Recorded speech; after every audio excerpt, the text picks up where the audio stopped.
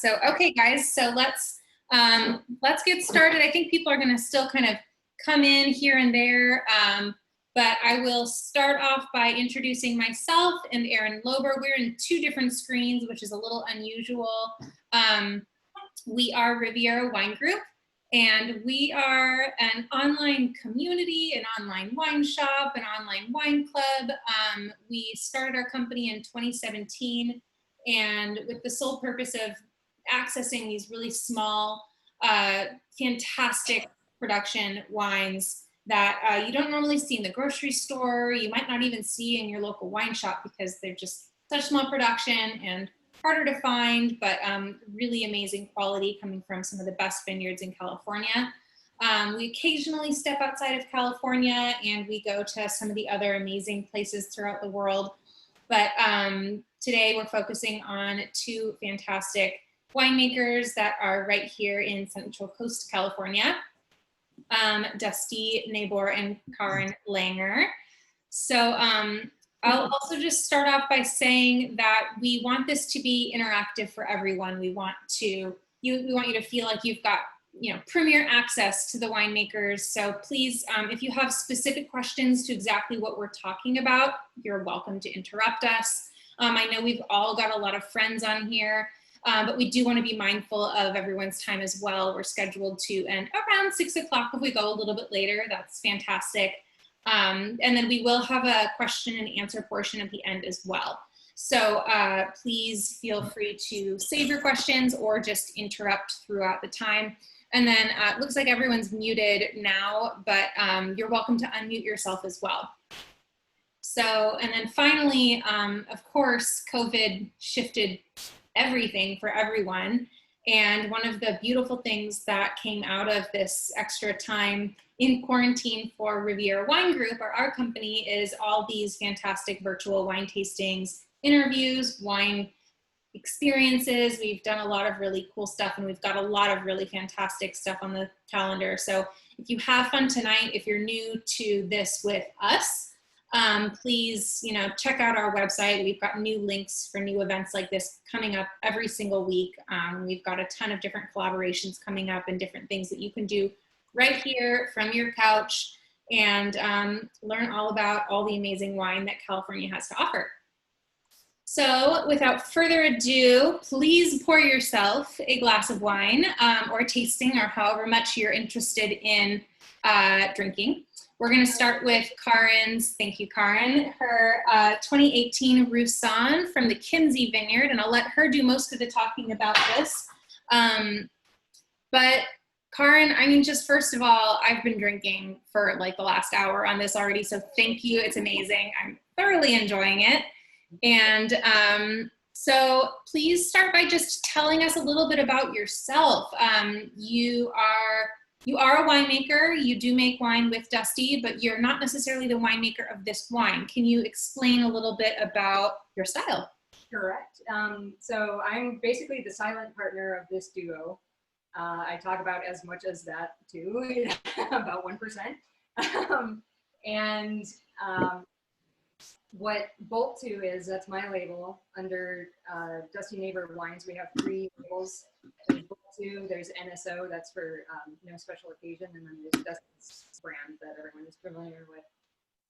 Bolt 2 is called the Negociant label, and that means that I don't actually produce the wine myself, but I do source the finished wine from friends, from winemakers around the region who don't have an outlet for it. So there might be 1 barrel here, 1 barrel there of what I end up putting in bottle under my label. And otherwise these barrels would be lingering in the back, or they would throw off someone's blend, or whatever the case may be. So Negociant has a rich tradition in France, but is not as well known here in the States. And I don't know, I kind of want to change that. So my label, again, my label is Bolt 2. That is inspired by the rabbits in our backyard. When you startle a wild rabbit, it runs to its Bolt 2 location. It has a pre-scouted safe places to go. And I love critters, and so we we just kind of came up with a name to. Well, the first name got squashed. Yeah, well, whatever. But we came up with a name that kind of describes like what we're trying to do. It's like a safe. You know it's going to be good. You know it's going to be safe. You know it's good stuff. Kind of a place to run to when in doubt. So this is the Rooster. Definitely accurate. So your focus is on Rhone varietals. Is there any step out? I know you've got a Pinot as well, but is there another variety that you have not made that you're interested in bringing in the future? We would have to discuss that, I think, between the two of us. Well, the label is opportunistic. Yeah, it's very because it's a negotiant label. It's opportunistic, so it depends on what's coming up, what's been made by other people. So, so Dusty and I, Dusty has an obvious focus. The NSO wines has a focus of being economical, shall we say, and then Bolt 2 is all about jumping on opportunity. So I love it. Can you tell us a little bit about the wine we're drinking? This is a Roussanne. This is the second Roussanne that's come out under the Bolt 2 label. The last was 2016 from the same vineyard. It was very, very different. Some of you might have had it. It had a little quail on the label. Mm-hmm. I found that one that one was much richer. It was oilier, which is not a bad descriptor in wine. It was fairly buttery. This one is a little more acidic. It's a little more bright, floral. It's got classic herbal tea kind of notes to it, which is typical of Roussanne. And that's it. So what I really like about this wine, and Roussannes, there's gorgeous Roussannes out there, but my experience with California-made Roussannes is oftentimes it's just a little too full-bodied for me, but I find this one particularly special because it does have, it's not classically a super high acid wine, but this has such beautiful acid in it, and I find that it's really well balanced. And normally I'd recommend pairing this with something because it is a little bit fuller bodied and does have a little bit of more of that mouthfeel. Mm-hmm. But clearly I've been enjoying just drinking this by itself. I don't have any snacks with me right now because I don't like to eat on these tastings, but it's just so beautiful. And I think that for anyone who might not normally gravitate towards a Roussanne, this would be an excellent like introductory Roussanne where you could give someone and they might not even understand that like what this is. They could probably be like, I don't know, is it a Chardonnay? Like maybe it's a Viognier, but if you get to know Roussanne, then you really understand you've got that like beeswax characteristic and the different tasting notes that you mentioned as well. But yeah, this is just really exciting. And then just as a fun little side note, myself and Aaron, Dusty and Karin helped us bottle our first wine. So technically we are also of the same model that Karin is, but just with one wine. It was just a little tester. And so it's been really cool kind of working personally with them and them helping guide us through this process as well. So we feel personally tied, and we helped bottle this wine, right? Yes, yeah, you did. Yeah. So Aaron and I were there on the bottling truck with Dusty and Karin, and yeah, so I feel personally tied to this wine even more so than just loving it, which is really cool for me. I think a lot of people haven't had Roussanne, but you probably have. It's just been blended with other white grapes. So a typical blend is Marsanne Roussanne. I mean, I think a lot of the people on this list are wine people, and they already know that. But Marsanne Roussanne is the typical combo, and that kind of brings together like the honey floral notes as well as a kind of richer and more acidic notes of the two wines. And so you've probably had Roussanne before, but this one actually stands on its own, I think. So. Nice. So I have a quick question from Gabrielle to you guys, or to Karin. She said, Ballard Canyon, who are you sourcing fruit from?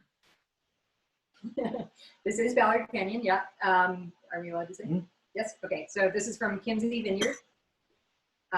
They specialize in grown varietals, right? They have a lot of Syrah. Yeah, they have 4 white varietals or varieties there: Grenache Blanc, Roussanne, Marsanne, and Viognier. And they make one grown white blend every year. And depending on what that blend is, sometimes they end up with a little extra Roussanne. So I think the most acreage planted is Roussanne. So that's how we stumbled into that. And then what was your case production on this? 24 cases, 1 barrel. 1 barrel. Okay, so there's a lot to go around. Awesome. Yeah, tons. There's 1 case for each of us in this tasting, so buy it now. Yeah, it's 1 barrel, and that's one of the things about our negociant model is, you know, these what would be considered bulk wines. There's really no good outlet for them. They're super high-end premium wines, but oftentimes, you know, what Karin gets is 1 barrel, barrel and a half, 2 barrels, and that's it. So they kind of exist in this limbo of not being worth it for a larger winery to get it, and kind of, you know, too much to bottle and just kind of write off. So we kind of step in, and Karin curates it from start to finish, finds the wines, and then has her sister create the label, and then we finish the wines and bottle them, and then they come out. And I mean, the largest production we've done of any one wine for her is 100 cases. That was the biggest one. That was her Chardonnay. That's so cool. All the wines were super limited in that we will never do them again. The labels are always one-off. This label is different than the 2016 Quail label. And if she does another Roussanne in the next year or 2, it'll be a different label, and they're all created for that specific wine. So these wines are 100% one-offs. They'll never be repeated. And then if I may, can you just run us through like the winemaking on this? How you did like mallow, lees, stirring? What was the like oak regimen? All that. Neutral barrels, whole cluster pressed into neutral barrels, fermented in neutral barrels. Never racked off its lees. Probably racked once a week to start, maybe once a month after a year or so. Try not to open the barrels too much. And full mallow. Yeah. So I have another question in the chat from Richard, or Karin's father. He says, optimally, how sweet, piney, acidic is a wine like this typically, and where is your wine relative to normal? Dad, are you playing Stump the Jump? What's going on here? Do you know what you're making, Karin? Oh, I mean, I'm a dummy. What would a typical wine like this taste like, and how is yours different one way or another, by one dimension or another? Well, Dad, it's hard to say what would be typical, because are you talking about a typical French one or a typical Californian one, or what? As Gina said, this the California Roussannes tend to be more full-bodied. The one from 2 vintages ago was really big, really buttery, if you will. I think this is. It's atypical, I would say. You know, Roussanne is really, really famous in the Northern Rhone, Roussanne Marsanne, in Hermitage blends.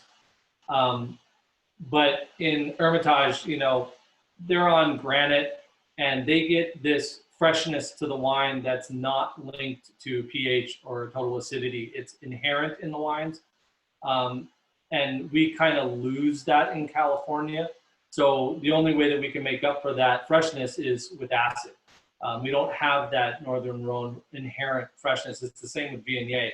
And that's one of the reasons I think that Roussanne, Marsanne, Viognier get kind of a bad rap in California is that people try to make them in a Northern Rhone style, and which means high pH, and they don't have the same attributes that are kind of inexplicable as a Northern Rhone wine, and they turn out to be a little bit viscous and a little bit oily. So if at Kinsey, which is in Ballard Canyon, but it's the southernmost tip of Ballard Canyon, it has a lot of influence from the Santa Rita Hills. It stays cold a lot more than the northern part of the AVA, and it's a relatively small AVA. It's only 7,700 acres. And I think that helps retain the acidity. It has a more even, cooler average temperature than the northern part of Ballard Canyon, and then on into Happy Canyon, where you get more of a desert climate, more of a higher diurnal shift. But we have an evener climatic event there, so the acidity tends to hang out a little bit longer. It's a little easier to get the grapes ripe and still have a good acidity level in. Did you expect it to come out this way, or were you surprised in any respect of how? Well, we weren't surprised because we didn't make the wine. So you'd have to ask the winemaker if he was surprised at how the wine turned out. If I had to guess, I would say he's not surprised. So just before we move on to our next wine, I wanted to bring up the fact that it's Otter Awareness Week, and I know that this is something that Karin is super passionate about. Wine. Waterly wasted. Tell us fun facts about otters. Tell us how we can help otters.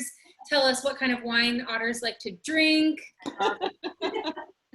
Well, it's red wine. Yeah, it's red wine. It's Sea Otter Awareness Week. Otters are a threatened species here in California. They used to, their territory used to be all the way from the Aleutian Islands down to Baja, Mexico, and now they're in a small little segment of the Central Coast. And so we love sea otters, and we like there are many different organizations that help them see. What? The Monterey Bay Aquarium is, Monterey Bay Aquarium has all the ones. is the creme de la creme. So Yeah. anyway, thank you for letting me put that in. And these are California sea otters, not northern sea otters. Yeah. All right, Aaron, you want to log into the Instagram Live? I'm going to tune out. So while we're switching over our technical difficulty issues, or not difficulty issues, technical issues, we are going to start pouring our Grenache. So please, everyone, help yourself to a glass portion or a tasting portion, whatever you're in the mood for. And I'll let Aaron get started here. But just another personal side note, the people who introduced Aaron and I to Dusty and Karin are on this tasting. Paul and his lovely wife, Susan. We all met through the wine industry. I've been managing wine tasting rooms for the last 7-8 years in Santa Barbara County, and I befriended them, and they said, let's get together. We've got these awesome winemaking friends, and they have a really special Grenache that we hope that they would share with you. So we all had dinner, and this was, I don't know, a couple of years ago, 3 years ago. A long time ago, yeah. But so we scheduled a game night. Games never happened. We drank all night and became great friends. And it's not this, because this is the 2018 Grenache, but the wine that we all really bonded over was Dusty's 2016 Paper Plains Grenache. And I'm sad to say I no longer have any in our collection, but the 2018 we got to bottle with them. We have an empty bottle of it right here. It's unbelievably special. So Aaron, take it away. Tell us about, or intro us. Yeah, happy to. I guess the first thing I'm going to do is just, stress test whether or not anyone can hear feedback from Instagram Live, but it doesn't seem like it. So, chalk one up to successful technology, I guess.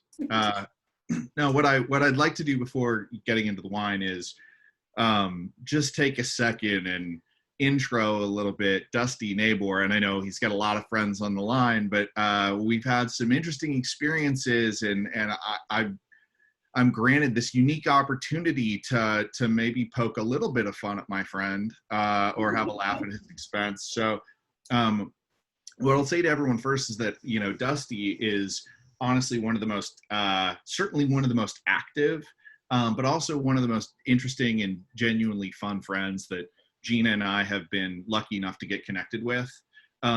He certainly has the best hair of anyone in our circle, or not. Another thing you may not know about Dusty is he can certainly eat more pasta in a single sitting than probably should be humanly possible. Now, we've put that one to the test on multiple occasions, but it's worth calling out.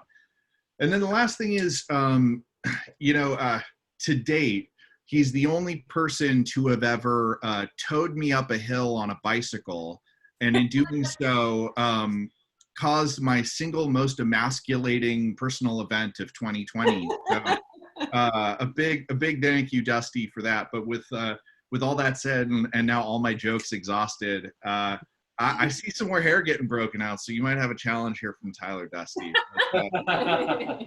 No, we're really here to talk about the 2018 Grenache, which is fantastic, from the Dusty Nabor label. If you haven't already, please go ahead and pour that. I'm working my way through a little more of the Roussanne before I move forward because it's so delicious. But yeah, Dusty, why don't we start there? Why don't we just talk about the Grenache? How it's from Spear Vineyards, where you source the grapes. How'd you land on Spear, and what attracted you to the site? So Spear I was introduced to Spear through Coastal Vineyard Care, who farms the property. However, it's a little bit different dynamic where Ofer Sheffer, who owns the property, does all of his grape contracts personally. So when I was introduced to them, I was actually looking for Pinot Noir. I was not looking for Grenache. I was looking to do Santa Rita Hills Pinot Noir and Chardonnay. And I contacted Coastal Vineyard Care to see what ranches in Santa Rita Hills they were farming and what they had available. And Michelle told me to go out to Spear and take a look at this new ranch that Ofer had been building. And he also built a new winery on the property as well. And so we went out there, Karin and I went out there, and we met with Ofer. And it turns out that Ofer grew up in the same neighborhood that I did. He's only a couple years older than me and was really good friends with one of my best friends before I knew him. So we already had this connection. We went to the ranch, saw what he was doing, and were really, really impressed. He was certified organic from the get-go. He really has high hopes for that property.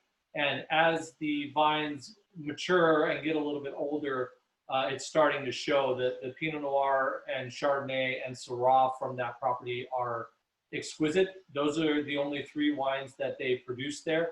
However, they grow Grenache as well as, they also have a couple other varieties, some more obscure varieties.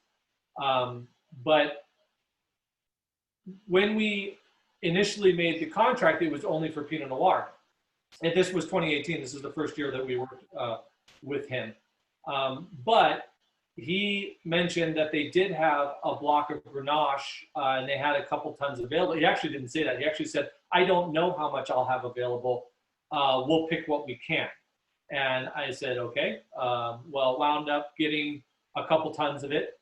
And this was on the heels of Karin and I's trip to France for the first time to go meet our namesake Chateau Saint Nabor in the southern Rhone of France. We stayed with them for about a month, a little less than a month, and I was able to hang out at the winery and work completely illegally at the winery. But one of the things that I learned in immigrant labor. Yeah, totally immigrant labor. Hopefully, and thank God that the police didn't come in. But one of the things I learned at that during that experience was that, Chateau Saint Nabor does about 100,000 cases a year, and they own 36 barrels, and that's it. And they rarely use oak for anything. And they produce Chardonnay, Grenache, Syrah, all the classic Southern Rhone varieties. And it just kind of hit me. It's not that I came back and converted and got rid of all my barrels. It's just, it landed on me fairly squarely that, you can age wine in other vessels besides oak. It doesn't have to be oak. And you know, a 225 liter barrique is probably the most perfect vessel when you look at all wines in totality. But all wines don't need to go into small barrels.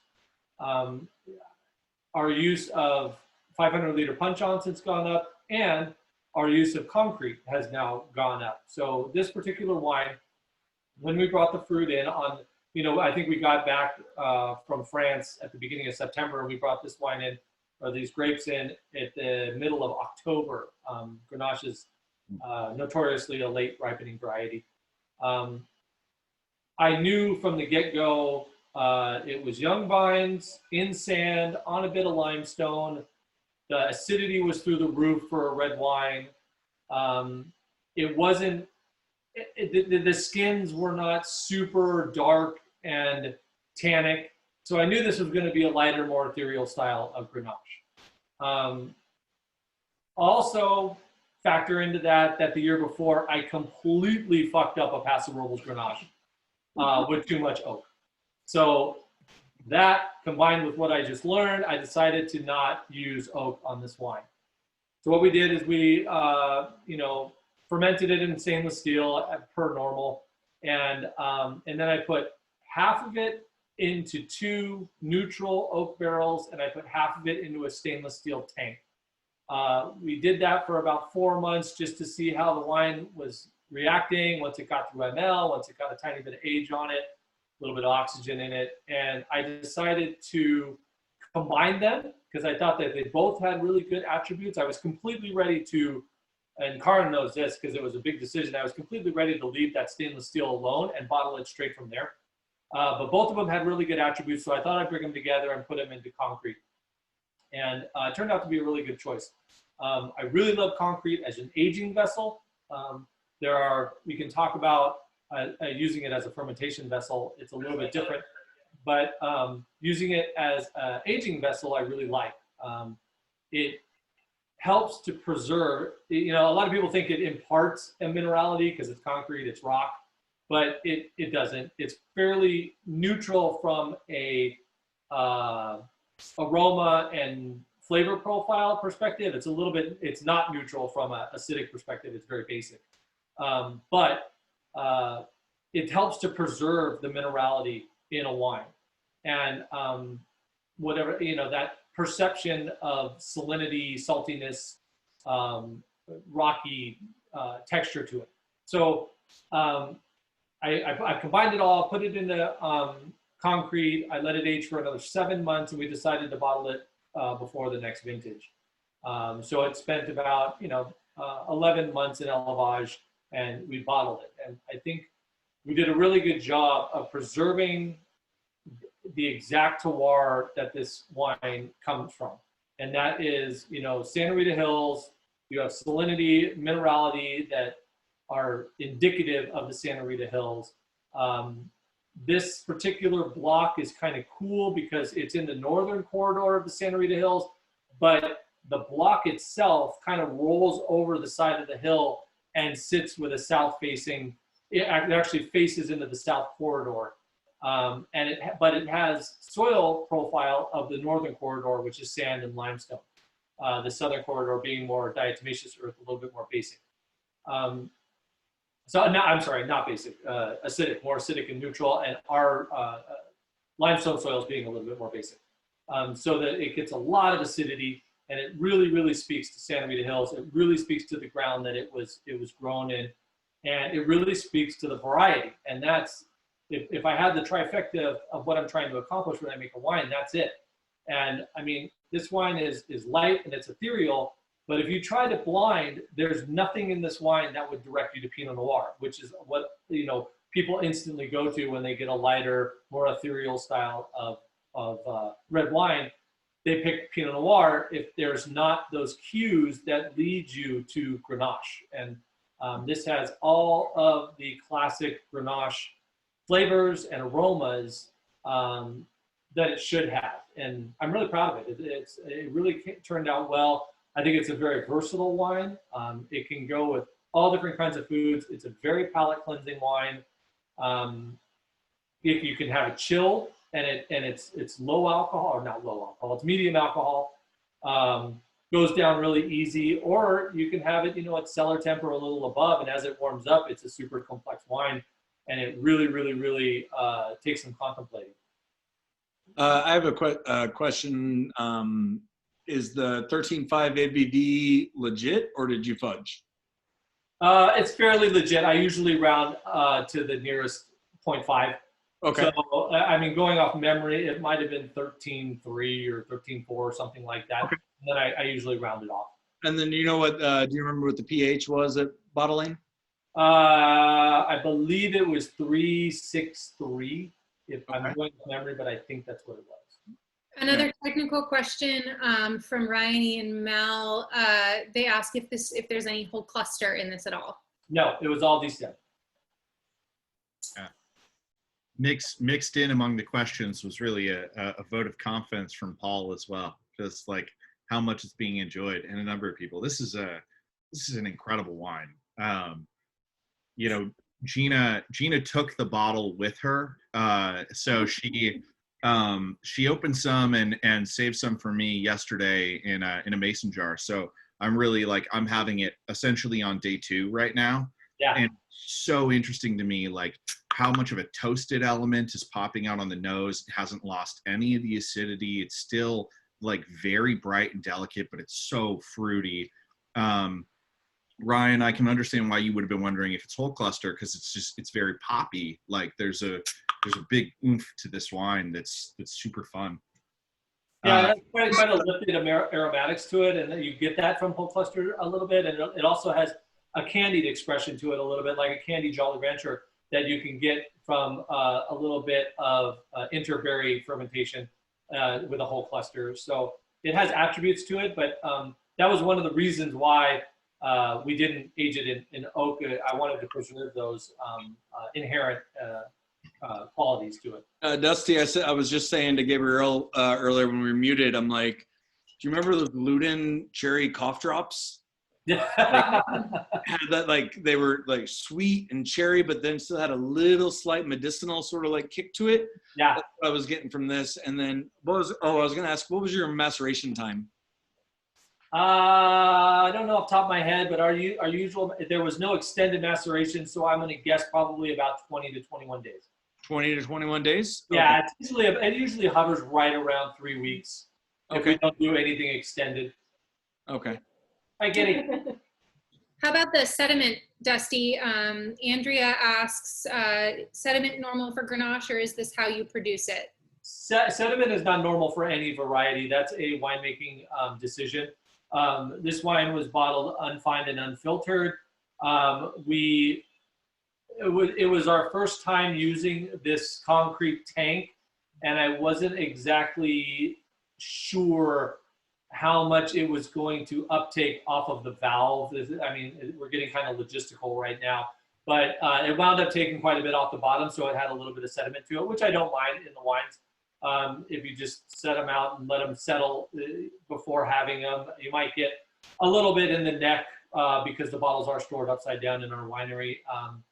But it clears just fine. But that's a winemaking decision. It's not indicative of the variety. So, Dusty, I'm really curious. I mean, you shared a little bit with us about, your recent trip to France, to sort of check in with the namesake, as you put it, spread your roots internationally. But I'm wondering if you could share with us kind of your origin story, like how you got into winemaking, what made you want to do this, and how'd you get off the ground? I got into, what's that? Yeah, Matt. So we'll get to Matt in a second, but I have a very curious personality, and I started drinking wine probably just after I turned 21, and it started with going to the supermarket and trying a bunch of different wines, trying to figure out what I liked, and I was kind of in a period where I was dating, and I thought I should be able to at least order a bottle of wine off of a wine list and know what I was ordering, somewhat know what I was ordering. So I started to research. I remember doing this. I started to research a little bit online about varieties and different types of wine, yada, yada, yada. Very, very rudimentary stuff. So I kind of got into it. I had appreciation for it. I liked it. And then in the early 2000s, maybe mid-aughts, I met Matt Orban, who is on this Zoom call. And that changed the whole trajectory as far as a consumer. Say hi, Matt. He's probably muted. Yeah. But so he is a Hi, Matt. Hi. Hi, Matt. So Matt has a rather extensive collection of wine, and he introduced me to Napa and Sonoma. And Except for him. yes, yeah, that's right. And that's when I realized like what wine could be. So there's another step in the evolution of start going from treating it as a beverage to treating it as an experience. And that was, you know, encompassed everything from the circumstances that Matt brought me to and put me in and the wine. And I saw that wine, number one, brings people together, and the events themselves were made better by these experiences over these phenomenal wines. And from then on, I was pretty hooked.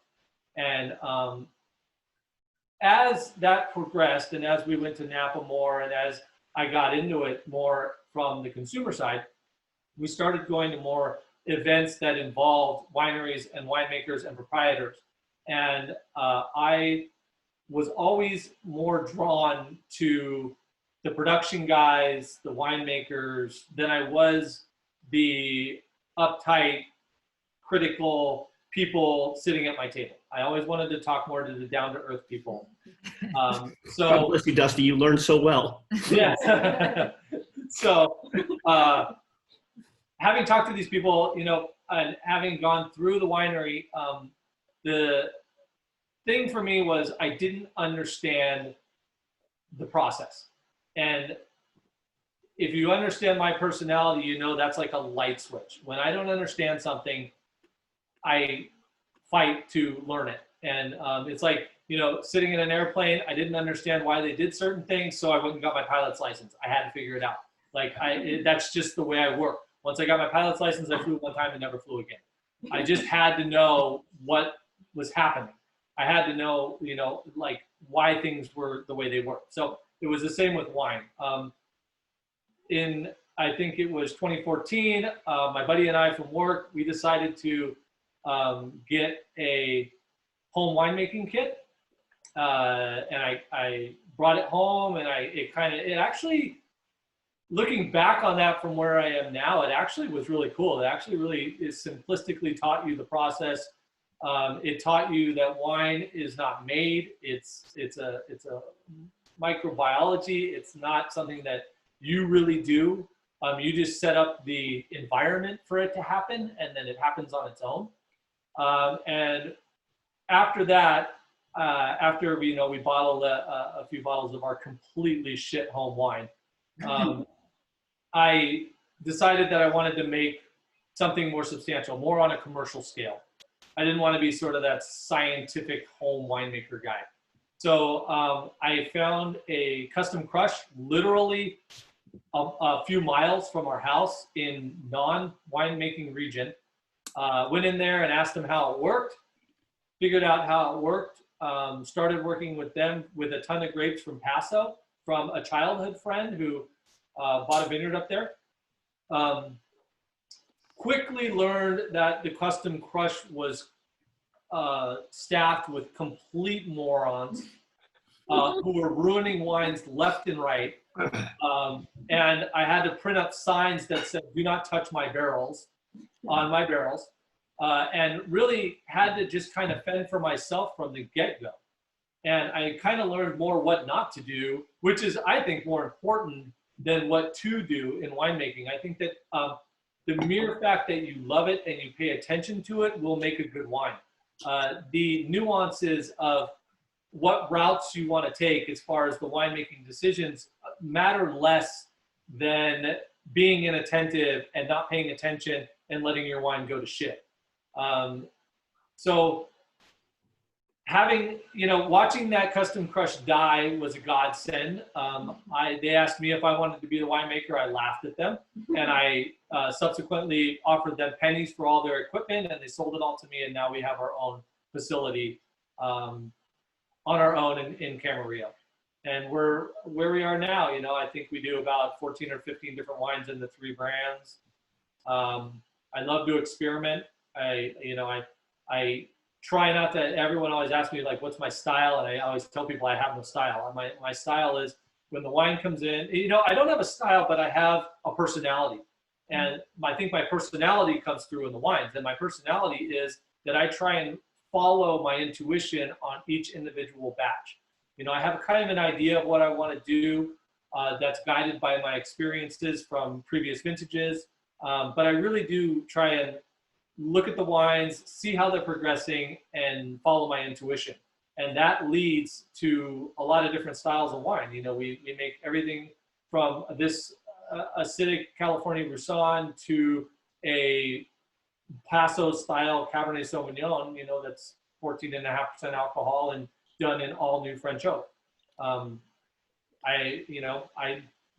That's what I like to do. I just like to, experiment and do the best I can and try and take this craft to a new level.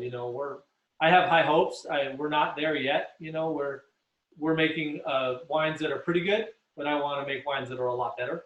And I think we're on our way. We're figuring things out. It takes a while before you kind of understand your vineyards, and we've only been at this for a few years.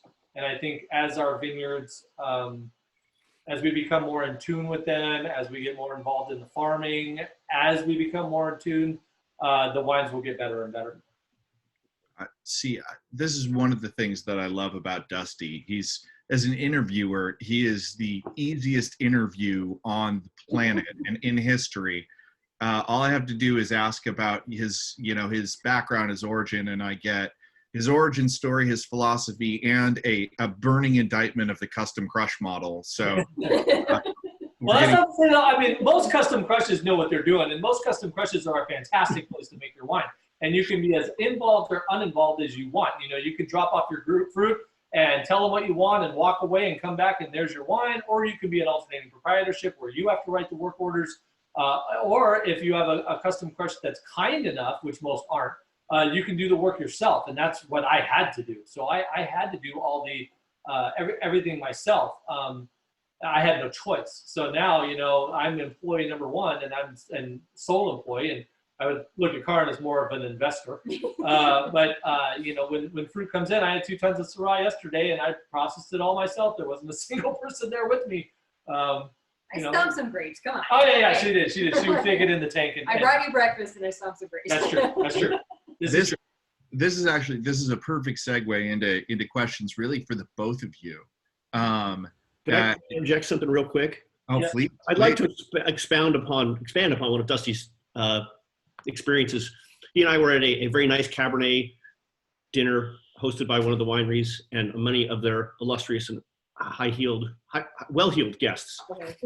And we made good friends with winemakers from that facility and other facilities that we sat with.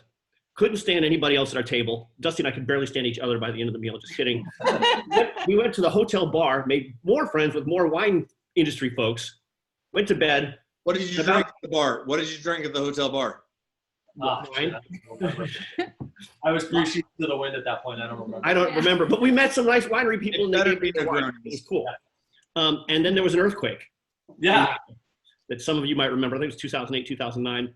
And so about 4 a.m. 2014. 14. Yeah, 2014. I was like, was not that time. 8 or 9 was a bad year anyway. But You whatever. were drunk. Yes, clearly. And as we drove back to San Francisco, driving out of the hotel that had pretty much looked like a bomb hit it, I realized as we got to San Francisco, oh Lord, I shouldn't be driving. Thank God Dusty was there with me to guide me through the process. But it was a really interesting experience in that everywhere we went, we identified with the winemakers, the people that were in the business, as opposed to their clientele. Yeah, and I'm still really good friends, Matt, as well, with the winemaker we met at that table, Niall Zackerly, who does Matt Fritz beer and David Arthur Vineyards wine. And still to this the day, genuine dude he is. yeah, he was one of my early mentors who actually hooked me up with a barrel broker, Moki, over at Terran Sub. Aaron, I want to jump off of that. Do you think we are patrons, not wine industry folks, and do you think that it is getting less stuffy? Because we're trying to get our friends to stop drinking like cheap, crappy wine and drink slightly more expensive, delicious wine. And we're I like how you also said, less stuffy, stop drinking crap. Well, no, but there's a difference. But do you think, especially in like Santa Barbara, Santa Ynez, like with all like with things like the wine ghetto and just so many people, like, do you think it's getting better with not all like that? I hate that stereotype of like all wine patrons are like, you know, rich people who only want to drink Napa Cab. But do you think it's getting better? Well, when you're sitting at a table with a Napa Cab winery, that's kind of what you get. And this was an invite only type deal. This is back when Matt and I were super rich. Now we're super poor, both of us. So the clientele was like the stereotypical, you know, I mean, there were 9 wineries there, and the cheapest bottle of wine was $150. And that bottle of wine at $150 was a winery that was their first vintage. It was Nine Sons up on Pritchard Hill. Their first vintage, first wine comes out, boom, $150. And that was kind of a big turnout. But I think, you know, Santa Barbara is where it's at when it comes to the less pretentious consumer. It really, I don't know. You know, sometimes you go to Los Olivos at 11 o'clock on a Saturday, and it's kind of annoying. But other than that, you know, everybody that we met is pretty down to earth and pretty into the craft as well. Well, Dusty, I don't know how many people here are what I refer to as muggles. Ryan and Melanie, I believe, are muggles. Some of us may be mudbloods, and some of us are actually like, you know, got invitation to Hogwarts of wine. But I think it's a good, you know, point she brought up. What do you drink outside of your own wine in an affordable, everyday sort of fashion? What do you gravitate towards? Well, we drink. Karin kind of follows along with whatever I pull out. She kind of lets me pull what I want. Number one, we drink a lot of beer. Not a lot of spirits or hard liquor. And then as far as wine, that's a tough one. I drink a lot of white wine because we drink a lot of wine. And the more wine you drink, the more you want it to be acidic and palate cleansing. There are and, some bottles of what we've been drinking. Yeah, we have some bottles still over the last few days. You guys have this? Nice. This is Chef Enough to Pop. What was that? Was that a superhero label? No, it's Final Girl. Oh, I've heard of this. The winemaker is from New Zealand, but he's here now. Oh, he's the owner. The winemaker is the assistant winemaker at Cambria Wines. Cool. She has her own label called Final Girl, and the owner is a script writer. Yeah, or in the movie industry, and it's about horror movies. He loves horror movies, and there's always like the final girl who stands up to the monster or the whatever at the end. So She's carrying a chain. Yeah, so that's a Santa Barbara Grenache Syrah. This is Chateauneuf of the Pop. This is a Unoak Chardonnay from Nottingham. He actually sent this to me. We actually did a little bottle trade. We drink a lot of Chardonnay. Recently, I've been on kind of a Oregon Chardonnay kick with like Irie Vineyards, and Mimi Castell sent me some wine. So I've been drinking a lot of her wines. Southern Oregon, just saying Southern Oregon. What's that? Have you heard of Southern Oregon? Yes, I haven't got there yet. It's just north of Northern California. Yeah. I was actually just on a Roan Rangers panel with Cowhorn Vineyards. Cowhorn is awesome. Yeah. My So, buddy's pot farm is like 5 minutes around the corner from them. Yeah. All right. but I have never had his wine. I've never had any Southern Oregon wines. I just haven't got there Oh, yet. dude, I'll set it up. We'll do a little trade. Like, yeah, Sounds great. pick up some. But yeah, a lot of lighter, more acidic wines. I mean, I do have still a deep collection of Napa Colt cabs, a lot of 100 Acre, a lot of Bond, a lot of stuff like that. Those are like birthday cake. They're really fatiguing, but they're fun when the occasion calls for them. They're super fun to whip out. I've been really enjoying what McClintock has been doing with Viticole. I've been enjoying those club shipments. A lot of Walter Scott Chardonnay in there, which is really good. A lot of French wine. Not a lot of Italian wine. I kind of just don't get there. So I don't know. We don't drink too much. We probably drink on average maybe 4 or 5 bottles a week. So there's a question that got popped up in the chat that I'd love to get your guys' input on, both Dusty and Karin. Any thoughts on the impact that the fires are going to have on this year's vintages? We were talking to Niall Zachary, who Dusty mentioned earlier. We were talking to him last weekend, and he said that David Arthur vineyards they're not even harvesting because the smoke taint is so bad. And what's the story with the insurance?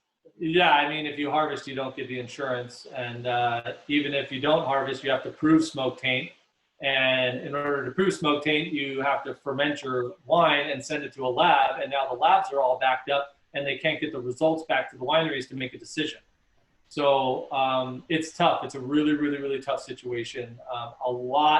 We've seen, because Santa Barbara was relatively unaffected, so we've seen a lot of Sonoma winemakers bail out on their vineyards and come down to Santa Rita Hills and grab Pinot Noir out of the Santa Rita Hills on a last-minute basis. I actually just talked to someone today that was able to get a little bit of Pinot Noir from La Encantada out of Santa Rita Hills. But it's a big deal.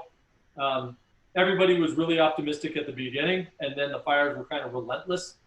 And now it's looking like it could be a really, really bad situation for the wineries. I mean, it's not really a horrible situation for consumers because you're not going to get a smoke-tainted wine.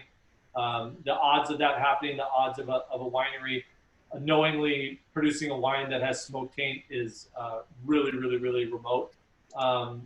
It's the kind of flaw, a lot of people can't smell TCA or they don't recognize TCA or whatever. Smoke taint is in your face.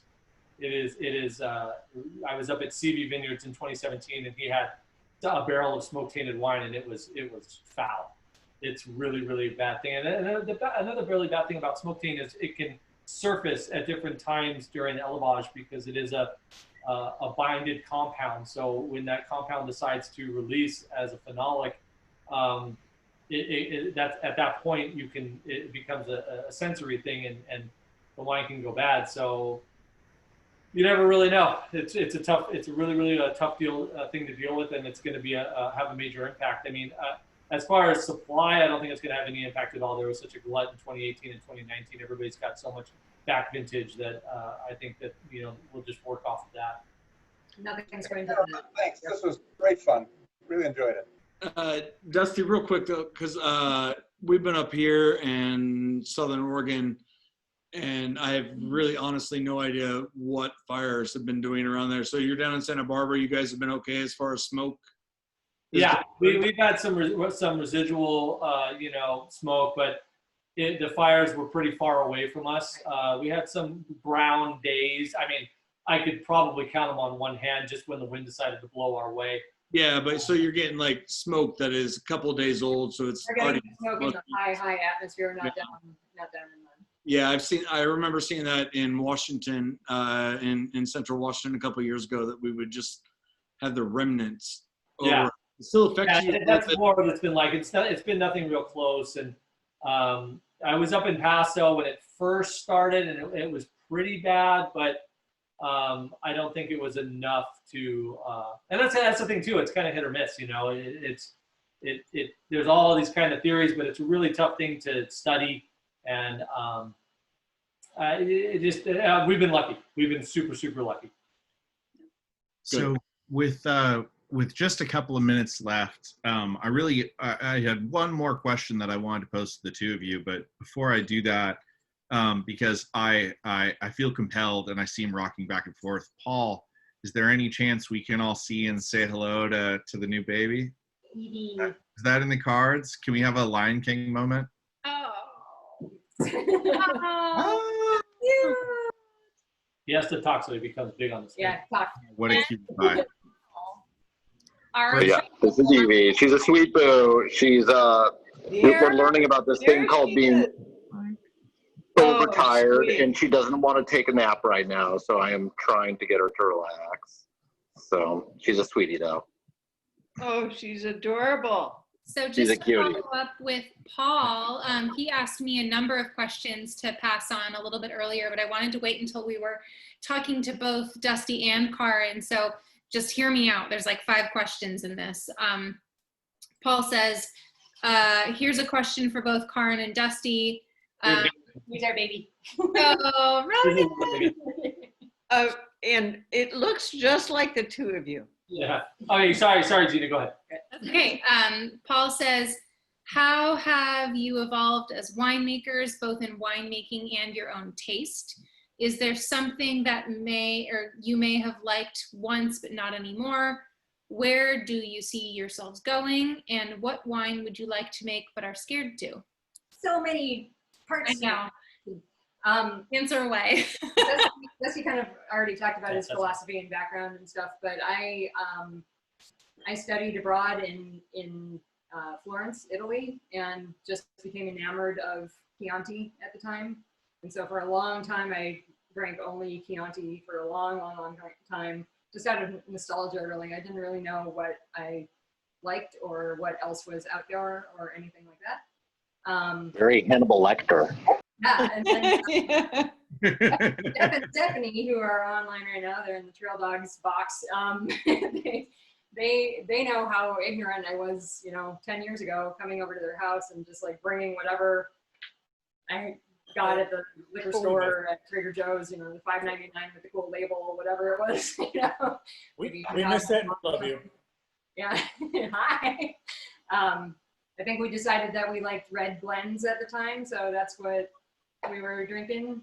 All red blends are the same, right? Yeah, they're whatever. I was like, jammy, peppery, I love that, whatever.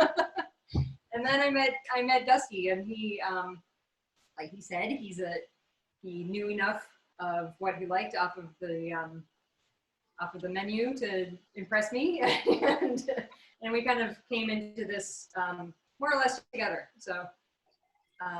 What was the other parts of the question? Yeah, so I mean, as our palates have evolved, I kind of touched on that earlier about what we drink and how it's evolved from being Napa Cabs to what it is now. When I still like a Napa Cab on my birthday. I'm sorry. Yeah. Oh no, I still totally enjoy them for what they are. I certainly wouldn't pay the prices of what I paid back then. Now, Dusty, I started with Echo de Monte Merlot at 18 at a macaroni grill with a fake ID in Overland, Nice. Kansas. So I started with Santa Margarita Pinot Grigio. it actually kind of tastes like Furpado. It's actually a pretty tasty little wine. If you, for $7 at a grocery store, pick up a bottle. We can all do better than that. Yeah.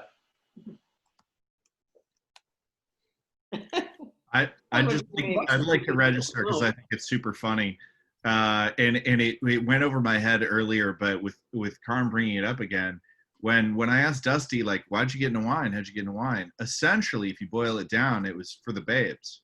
Oh, that's why you do everything. There's no You got reason. into cars for the babes. Yeah. The only reason you do anything is to get girls. It's evolution. Errors for the babes. Okay, so we're at 6:06. By no means are we kicking anyone off, but we'll kind of leave the rest of this portion to you guys. Questions, answers, comments. comments on the wine, comments on Dusty and Karin, comments on Aaron and I. And also, I mean, definitely, Dusty and Karin, you brought your people out to this tasting. So we're just so excited to be introduced to all of you guys. We've got some friends on here as well. And so thank you to our friends who joined. But this is just definitely one of my favorite things about the wine industry. I've been working with wine from fine dining since I was like 15, hostessing in restaurants, and I've kind of come to this evolution through food service to wine industry to now owning my own wine company with my husband. But the coolest thing that I still to this day will geek out over is the connection that people have over wine. And it's not just this wine tastes good, it's the stories behind the wine, it's the winemaking, it's the what were we doing while drinking this wine. And I just feel like Dusty and Karin are such special people, and their wine is so special, and it's just been unbelievably exciting kind of in this journey of how long we've known them to selling their wine out of our wine club to, I mean, many steps in between, but to then this tonight, this was really cool. And Aaron and I, like I said earlier, we've got lots of cool events, but we really pick our friends to do events with because this happens, you know, we all just come together. And so thank you guys so unbelievably much for participating and asking questions. And so now please ask more questions. And this is conversational to all of us, and you guys are free to pop off if you need to, but we're here until you guys are done asking and conversing. So thank you. And if you want to join our wine club, you've all been to our website now that you've purchased tickets for this event, but we do have a wine club that you can join at whatever monthly cadence you prefer. So you can do every month. You can just select how often you want to receive wine, and we focus on people just like Dusty and Karin, small production, you know, family made, owned and operated, and really cool, special, unique varietals that, as much as I love Chardonnay and Pinot Noir, we do like to step outside of those varieties as well. So, okay, please ask away. To repay the compliment, we've had so much fun with you guys and exploring the wines that you curate. It's so, everything that I've tasted at your house has been amazing. So I highly recommend signing up for this. Thank you, guys. Thank you for the vote of confidence. I realize because Aaron posted it in the chat, and thank you for that, Aaron. This element of the question didn't get answered.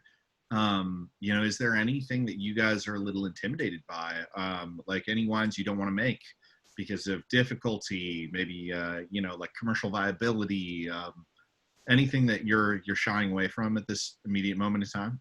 No, not really. I just think that there are one of the a godsend and a curse of Santa Barbara County is we can pretty much from west to east grow anything we want, and everything is grown. I mean, you can get whatever you can imagine. It's pretty much there's probably an acre or two of it in Santa Barbara. Having said that, it really, from a business perspective, it's tough to just make wines willy-nilly because you want to work with like Sangiovese or something, or Picpoul or Gruner, or there's a lot of Gruner coming out of Santa Barbara, or Chenin Blanc, or whatever the case may be. Named a couple of my favorites. Right now, we even make quite a few varieties that kind of across the board. You know, I'm trying not to go too crazy, and I'm trying to have sort of a focus. And I think that focus will come over time as we see what we're inspired by, what we're good at, the ranches that we want to work with, the vineyards we want to work with. That will, our whole lens will come more into focus over time. But definitely not intimidated to make anything. I'm even doing a sparkling wine this year, which I'll probably totally screw up because it's the first time I'm doing that. But you gotta try it if you want to do it. You gotta try it. So Dusty, are you working with Gamay? No, No, and then I'm not sure how much is grown down here. I wouldn't even really know where to go to get that down here. okay, and then my other question is, do you know what is the proliferation of Portuguese varieties in your area? Almost zero. Zero, really? I don't know. It seems like it would be a good area.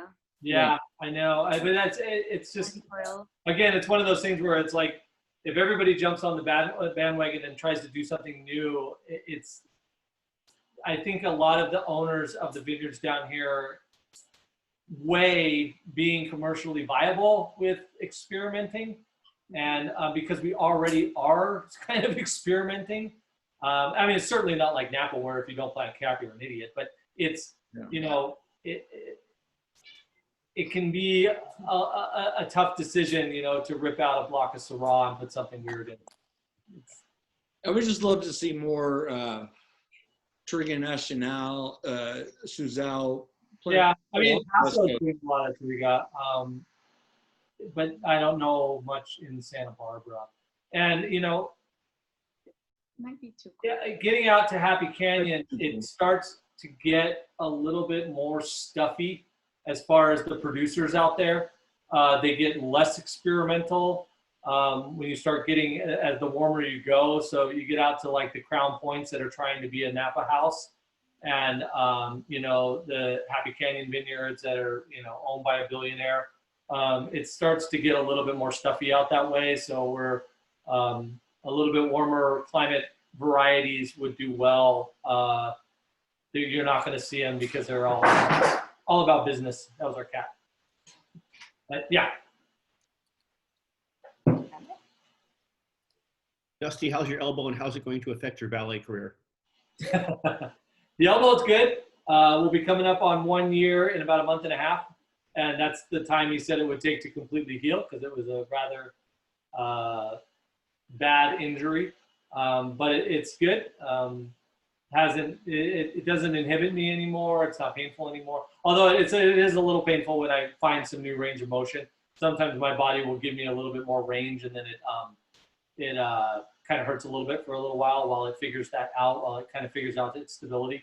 But then, for those who don't know, he shattered his elbow on the last day of harvest last year. So yeah, that was bad. Yeah. And then I broke my foot 3 weeks ago at the beginning of harvest this year. Do you do it intentionally, Dusty? No. This is life after 40, sweetie. Yeah. Well, that I forgot about the broken foot, and it really ruins my next question, which was going to be like, if we set up a 1 mile foot race between you and Karin right now, who would win? Oh, Karin is in it. I don't know if I've ever seen Karin in as good a shape as she is right now, even when she raced Ironman in 2012, the championship. Right now, she is in phenomenal cycling shape. What bone in your foot did you break? It's a Dancer's fracture, so it's the 5th metatarsal on the outside of my foot. Yeah, the spiral fracture on the 5th metatarsal. So it's one of those breaks where you go to the doctor and he says, yeah, your foot's broken and there's nothing we can do. Try and stay off it. And I said, yeah, sure. So he gave me a boot, and I literally went in the closet when I got home, and I've just been dealing with it. I can still walk on it. No. That's the foot equivalent. I've broken my hand, boxer's fracture, that same thing. Yeah. Several times they're like, just don't use your hand. Yeah, exactly. Don't use your foot. Yeah. Okay. Yeah. And it's, you know, with those small bones, they get such little circulation, it takes them a while to heal, and they're just annoying injuries. The catastrophic elbow destruction was much better. Something that I've noticed in hanging out with Dusty is that he has this very meditative approach to pain. You know, like it's a thing that I'm experiencing because nerves are firing in my body, but like it's just, I can push through that. You know, it's only a barrier as long as I let it be a barrier. Whereas the rest of us are sort of like, oh, my foot's broken. I think I'm going to chill for a little while. Yeah, no. Yeah, no, chill. I made him take the Saturday after the Friday that he broke his foot off. I was like, no, just stay home. Just stay. Because he was going to do things. So. Things need to get done. Yeah. So Karin, just a question. One of our friends, Marcy, joined a little late, and I think she might have missed the Roussan portion. Can you give just a 3-sentence overview of you and your Roussan that we were tasting earlier? Sure. So this is the Roussan. It's under my brand, which is Bolt 2.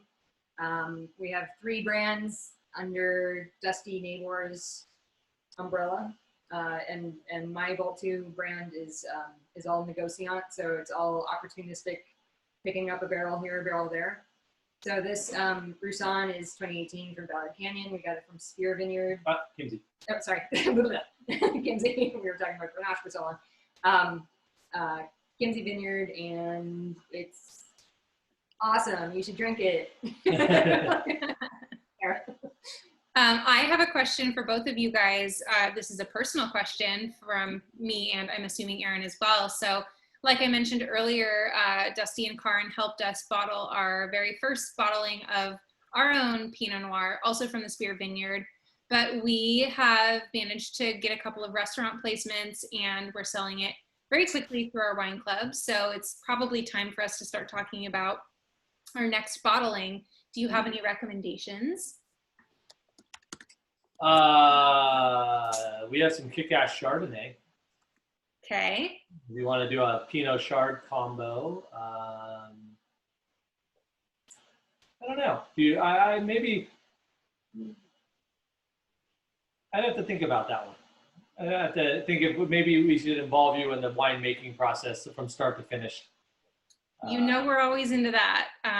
Yeah, so obviously this is a much larger conversation, but in case you had any exciting varieties that you've been coming in contact with. So yeah, it's just such a cool thing you guys are doing. Karin does. I mean, she had the opportunity, the most recent purchase she did. I'll just, I'm not at all a score guy, but the wine that she purchased the last 4 years has been 99, 100, 99, 99 points. And she got 2 barrels of their declassification wine. That's now in the winery, and it'll be bottled probably in a few months. That's amazing. Yeah, as soon as we have some time. Allowed to know what it is, or should we just wait until you're it's Syrah. Okay. So Aaron posted another question in the chat, just wondering, what's the most surprising thing you've learned through winemaking? Good question. The most surprising thing I've learned. I think we didn't understand how logistical it is. It's pure, like many of the decisions that you make are like. Yeah, it is. A lot of it's logistics. And I think that, the most surprising thing, we deal in a world of nuance. Wine, all wines, white wine, red wine, all wines are 98% water and alcohol. We live in the last 2% of wine. And so everything we do is nuance. And, that nuance can be the difference between a big Napa Cab and this Grenache. So this is why seemingly small decisions that you make in the vineyard and small decisions that you make winemaking can have profound effects, because not only are they nuanced, they perpetuate over long periods of time. Because wine is such a beverage that lasts for so long that these small decisions can send the wine off on a different path. This is why, in Kimsey Vineyard, they sell the vast majority of their fruit. They make a very small amount for themselves. In my block, there's 5 different winemakers that are all fantastic winemakers. And every single one of those Syrahs are going to be completely different. And, it's because we make these small decisions. And I think that, one of the things that I learned, which I touched on earlier, but it really rings true for me, is that if you care, if you pay attention, the wine will be good. It doesn't so much matter what route you take winemaking, whether or not you do whole cluster, how many times you punch down a day, how much oxygen exposure, all those things that make up your recipe won't matter as much as how much you give a shit. And if you give a shit and you pay attention and you love that wine, it will turn out good. Now, it may be stylistically, or it might have a little bit of a nuanced difference to somebody else's wine, that they have a different personality and a different philosophy. But if you care, the wine turns out as a solid product. And to me, I thought it was, you know, all these decisions were super duper important that were really going to drive whether or not, you know, the wine was world class or just mediocre. And it's really not that. It really, you know, it starts from the ground up. You really can't remove a vine from its soil. You can't remove the berries from the vine. You can't remove the wine from the berries. It all is linked down the chain. So when you get people that care from top to bottom, and you get the right site and the right climate and, you know, the right attitudes, the wine turns out fantastic. Almost always. You know, it really is. You really don't see somebody say, I really, really tried hard and it didn't work out. You rarely hear winemakers say that. It's like, you know, maybe the wine didn't turn out exactly the way you wanted it to, but that in and of itself is a nuance that makes it worth trying and worth having. I have a couple of funny questions. Hold on, Gabrielle, I have a question. What's up, Gabrielle? Oh yeah, go ahead. I 100% agree with what you're saying, and it's beautiful, and I love your philosophies about wine and winemaking and the entire process of it. And I especially love what you have to say about like Vineyard Up and wine, and thank you so much. And your wines, both of your wines are beautiful. Thank you. How's your new job? How's it going? Let's talk 2021. Yeah. Yeah. Call us afterwards. Like, you got it. It's been an intense couple of weeks, but I do want to say the white is absolutely lovely. It's so the lightness, clean, but with clean, the acidity of it. With varietal correctness and without being cloying, like a California Rasan, without being cloying and having or just like having that like over the top body, and like I don't know if we're talking like over maceration time with skins, but that was like clean, crisp, beautiful, high acid. And then this Grenache, dude.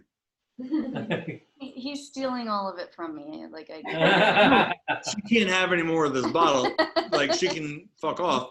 It's okay. I don't care if she's like my landlord and my boss. Like it's okay. I know the owner. We have more. But beautiful wines. We got to jump out. Appreciate you. Thank you so much. Good to see you guys. And this time and letting me be a jackass. When we're able to move around again, we'll be up soon. Dude, please come up. Driving through that area. Can't wait to see you. Can't wait. Thank you. Okay. See you. Cheers. So the next couple of funny questions from the chat from Lucy. This literally made me laugh out loud, so thank you. At what point do you know if a wine is going to be a racehorse or a donkey? Which I love. And then the other question is, as winemakers, this is from iPhone. I don't know who iPhone is, but thank you. The question is, as winemakers, do you drink wine every day? Yes.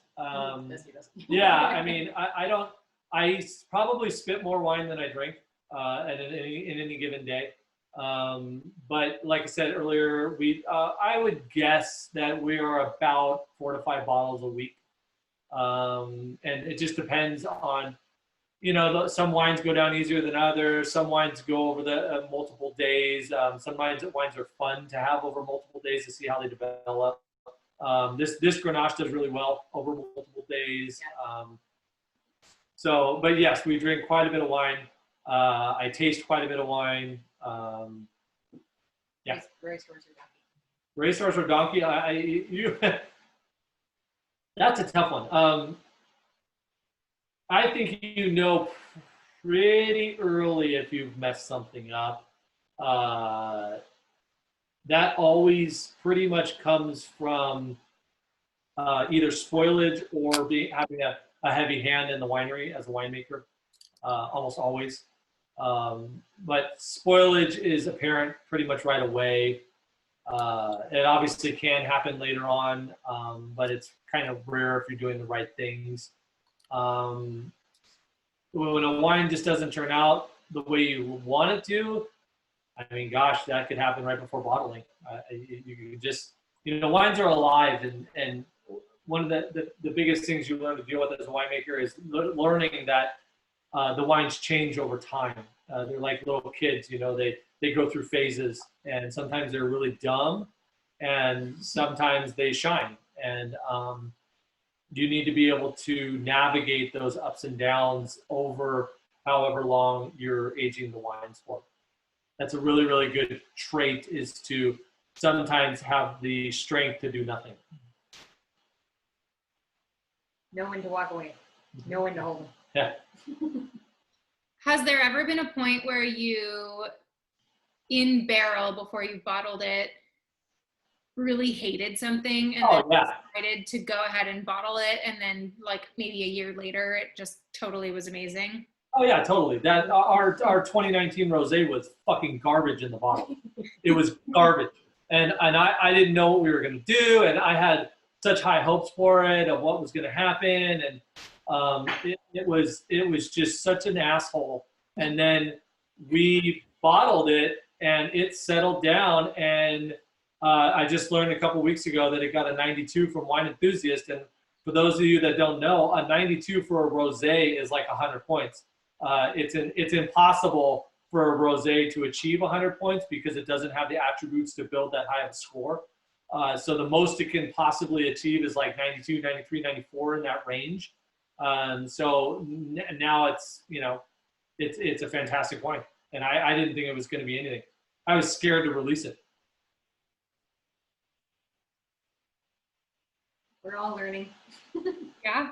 Well, I actually had, I think that was another one that we bottled when Aaron and I were helping you. Yeah. And definitely drank it already. Definitely loved it. So you'll be getting a larger order for just our personal consumption pretty soon.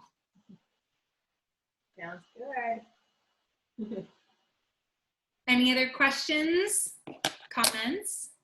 Has like anyone had either one of Dusty or Karin's wines that we're not talking about tonight? Is there another one of your favorites? And also talk about the NSO, the No Special Occasion wines. That cab was pretty amazing. Yeah, I mean, the NSO wines, the secret is they're just Dusty Neighbor wines that don't quite make it. They don't quite hit the mark. They don't quite rise to the occasion to have my name on them in the big font. So they go under the NSO brand. And another attribute of NSO wines that keep them affordable is time. And I did a little Instagram video on this, that one of the most expensive lines on a P&L for a winery is just time.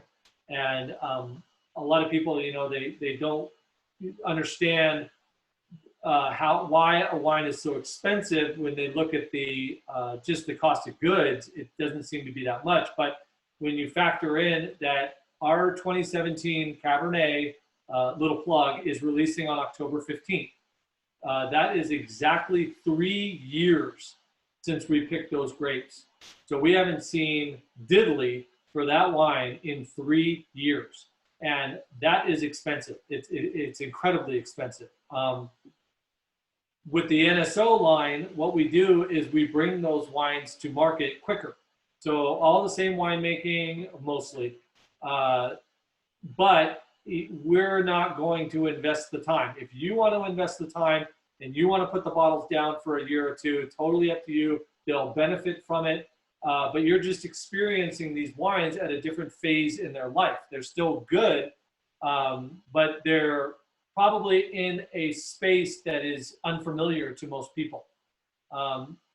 which is fine, you know, and that way we can bring you Santa Rita Hills certified organic Pinot Noir for $18 a bottle instead of the standard $50 to $65 a bottle that they routinely go for. We just, you know, we cut down on the time, we put it in the bottle, and we hand it off to you. So the NSO brand is all about value. It's all about bringing really, really good wines at an affordable price to everybody. I wanted to show, I've got a empty, unfortunately, Magnum of the Dusty Nabor, Dusty Nabor 2015 Cabernet, which we enjoyed the hell out of a couple of weeks ago. Nice. Nice. Okay. And not many people have that Magnum. why I would keep this forever. I literally think we bottled 6. I have the other 2. And I think if people put as much attention into raising their children as you do with these wines and the love and care, the world would be a better place. That's why I don't have any kids. I don't have the time. But thanks for, I mean, dude, you've picked up the baton and run with it like, I don't know, we'll say Bolt. Both of you have stepped up and done amazing stuff with a start in the wine business, and I'm so proud of both of you. Thank you. Thank you. And their Pinot Noir is really good too. Oh, okay. Did you buy that 2 cases at COVID once COVID hit? Five cases. And, it's excellent. So I highly recommend that as well. Thank you. I don't know how we drank it all so fast. We but did. We drank it was all. COVID time, so. Oh. That's awesome. Amazing, you guys. Well, I think we're all probably winding down. I know it's dinner time for myself. I'm going to speak for all of you guys. But if you are out of state, thank you guys so much. Thank you for allowing us to ship you wine. Dusty, Karin, thank you for allowing us to interview you and poke all the questions at you. It's been really fun. It's always fun. So it's just such an honor to be introduced to your friends, to be able to talk to you again over this kind of platform. And I'm just so excited. So thank you. And I think we should all probably sign off here, but we will be sending this recording out to everyone. We were recording this. So in case you signed in late, in case you wanted to go over, you know, tasting notes or something that Dusty and Karin were talking about earlier, you will get an email from us in the next couple of days with this as well. And yeah, so please tune in to some of our future wine tastings. And obviously Dusty and Karin's wines will pop up in our wine club frequently as they do. And thank you guys so much. This has been really fun. So enjoy your evening. It was really good. I really appreciate it. Good to see everyone. One of the best things about Riviera Wine Club are the backyard parties. And we've been missing those a lot. You know, we pretty much go to all of them, even though it's an hour away. And that to me is the reason why we do this. Is in the grand scheme of things, it's to bring people together and to enjoy this together. So we appreciate you guys. Thank you so much for having us. And thanks for everybody who joined us. We appreciate it. Namaste. Thank you, guys. Bye, guys. Thank you. All right, good to see you. Okay. Your dinner. Bye, everybody. We're clear.